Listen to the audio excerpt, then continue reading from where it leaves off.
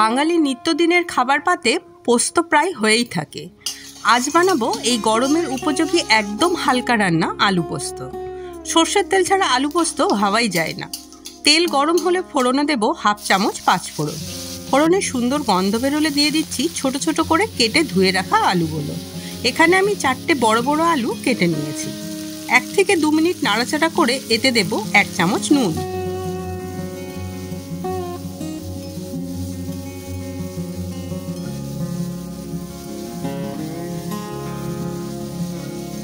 নুনটা আলুর সঙ্গে ভালো করে মিশিয়ে নিয়ে দেব 1.5 কাপ মতো গরম জল।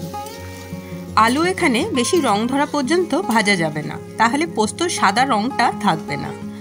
মিনিট 10 ফোটার পর দেখুন জলটা কমে এসেছে আর আলুও সেদ্ধ হয়ে গেছে। এই পর্যায়ে দিয়ে দেব 25 গ্রাম মিহি করে বাটা পোস্ত।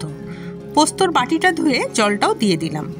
এই পোস্তটা আমি একটু ঝোলঝোল বানাবো, আপনারা চাইলে জলটা শুকিয়ে গা মাখাও করে নিতে পারেন।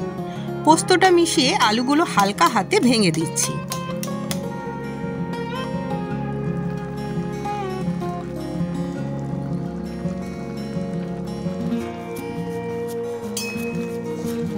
এক মিনিট ফুটিয়ে নিলেই তৈরি বাঙালির প্রিয় এই পদ। তবে নামাবার আগে 1 চামচ কাঁচা সর্ষের তেল ছড়িয়ে দিলে পোস্তর স্বাদ অনেকটাই বেড়ে যায়। গরম ভাতে পরিবেশন করুন সাধারণ অথচ সুস্বাদু এই আলু পোস্ত।